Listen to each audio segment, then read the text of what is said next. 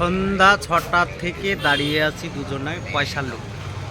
জগদীশ আসবে, 10,000 টাকা দিবে কালকে সেন্টারিং মিস্ত্রিকে আর লেবারকে দিব।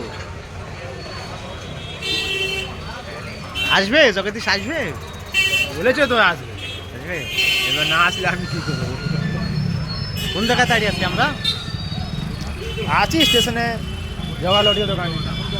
জগার লটারির দোকানে। হ্যাঁ, টিকিট কাটো না একটা, দেখি যদি কিছু বাঁধে। এই তো কেটেছি তো। ওই দেখি।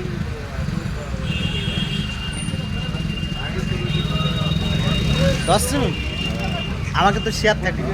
না না, কেন টিকিটে শেয়ার নেবা না?